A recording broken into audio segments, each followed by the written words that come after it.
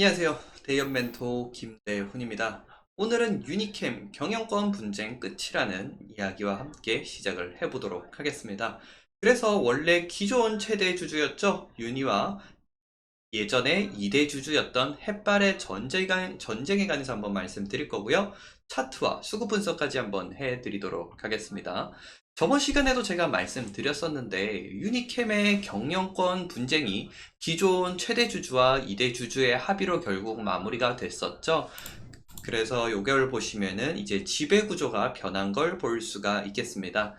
이 기존 최대 주주 유니는 2대 주주인 햇발의 모든 유니캠 지분을 매각을 했고요. 대신 경영권 분쟁의 핵심이었던 골프장 카스카디아 CC 사업권은 이장원 전 유니캠 대표에게 넘어갔다라고 보시면 되겠습니다.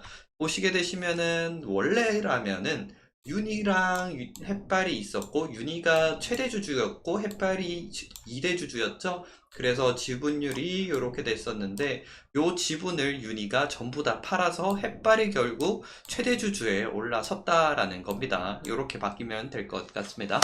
그래서 유니캠은 기존 최대 주주인 유니와 이은경 이사가 보유했던 지분 210만 주가량, 지분율 20.79% 정도, 21% 정도 되죠.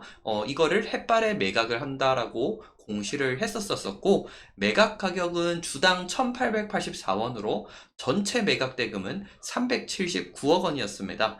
햇발은 이제 지분 매입 이후에 지분이 31.66%로 유니캠의 최대 주주에 올랐었죠. 이 부분을 제가 저번 시간에 말씀드렸기 때문에 한번 간단하게 복습을 하고 가자라고 생각을 해서 준비를 했고요. 그 이후에 이제 유니캠이 어떤 식으로 하는지가 중요하지 않습니까? 그쵸? 그래서 유니캠은 지난 11월에 임시주총에서 소액주주의 지지를 바탕으로 경영진들의 교체를 성공적으로 마무리했습니다. 그리고 이제 전문 경영인 출신의 정재영 대표이사 선임과 함께 주요 고객사 출신의 업계 전문가 영입 등을 통해서 재무구조랑 체질 개선에 먼저 집중을 했거든요. 유니캠은 자회사 유니원의 지분을 모두 매각을 해서 자금 확보를 했고 연대 보증을 해소를 하면서 재무구조를 개선했다라고 보시면 되겠습니다. 그래서 이를 통해서 작년 3분기 말 제가 좀 적으면서 하겠습니다.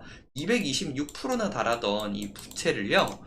부채 비율을 그해 말 기준으로 해서 어디까지 줄이냐? 50% 초반대까지 줄이게 됐습니다. 확실히 재무 구조가 개선이 됐죠. 그리고 유동 비율도 22% 정도에서 110% 이상까지 증가를 시키면서 확실히 현금성 자산에 관해서도 좀 더 많이 개선이 된 부분도 보여질 수 있겠습니다.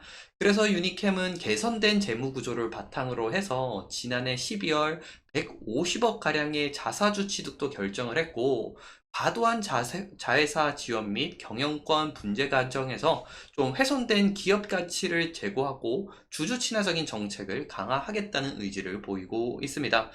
대신 이런 부분들 때문에 주가는 잘 올랐지 않습니까? 그쵸? 네.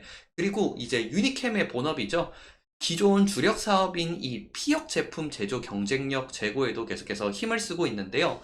이 김한주라고, 잠시만요. 김한주라는 분이 계시는데, 이 전 현대 트랜시스 기획실장을 사업 전략 담당 겸 부사장으로 영입을 했습니다. 그렇죠. 그래서 이분께서 이제 30년 이상 글로벌 완성차랑 부품업체에서 경력을 쌓은 업계 최고의 전문가이기 때문에 이분을 부사장으로 영입을 하면서 점차 이 자동차 시트용 피혁 제조 분야에서 경쟁력을 더욱더 강화할 거라고 모두가 기대를 하고 있는 부분들이 바로 이러한 부분이라고 제가 설명을 드리도록 하겠습니다. 그럼 여러분들 이제 저와 같이 차트 보도록 하시겠습니다. 차트 하나씩 볼 텐데 저번 시간에도 말씀드렸지만 한 번 더 말씀드려 보도록 하겠습니다. 2023년 7월 달부터 주가가 상승을 했는데 이때 무슨 일이 있었나요? 바로 경영권 분쟁이 일어났죠. 제가 아까 전에 말씀드린 거. 이 경영권 분쟁이 일어나면은 주가가 상당히 많이 상승을 합니다. 왜냐? 1대 주주와 최대 주주와 2대 주주가 앞으로 최대 주주를 가리기 위해서 주식을 많이 보유를 해야 되지 않습니까? 그렇기 때문에 주식을 많이 사는 부분도 있고 이러한 뉴스들이 있기 때문에 주가는 더욱더 상승을 했던 것이죠. 그래서 주가가 엄청나게 상승을 했다가 다시 원래 밸류에이션 지지선까지 떨어진 부분들을 볼 수 있습니다. 이후에는 또 무슨 일이 있었습니까, 여러분들? 바로 12월 달에 최대 주주 변경을 수반한 주식 양도 계약을 체결한 뒤에 150억 규모의 자사주 취득을 한다라고 했었죠. 그 이후에 주가가 이렇게 올랐다라고 볼 수 있겠는데 지지저항선 간단하게만 좀 여러분들과 긋고 빠르게 보도록 하겠습니다. 자, 지지저항선을 일단 그어드렸고 지금 2월달 같은 경우에도 점차 주가가 상승을 하고 있는데 이 부분은 왜 이런 거냐라고 하면은요, 경영진을 교체를 했지 않습니까? 거기다가 재무구조까지 개선을 했어요. 이런 것들이 바로 성장에 대한 기틀을 마련했기 때문에 주가에 대해서 긍정적일 수 있는 부분이죠. 그런데 경영진을 어떤 분을 데리고 왔습니까?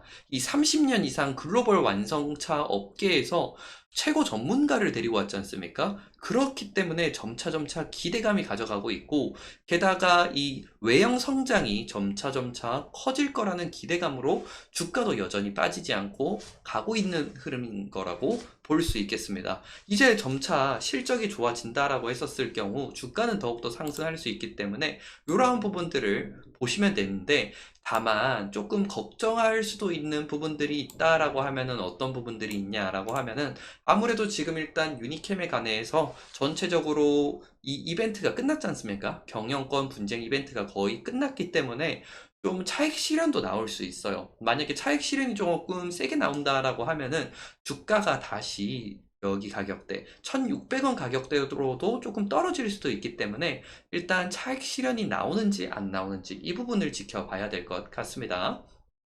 그리고 SPA 계약을 이제 했었을 때 매매 가격이 주당 1884원이었죠. 그러니까 1884원이라고 하면은 한 요 정도쯤 되겠네요. 그렇죠? 이런 부분에서도 지지가 조금 일어날 수는 있기 때문에 한번 체크는 꼭 해보시다. 이렇게 말씀드릴 수 있겠습니다.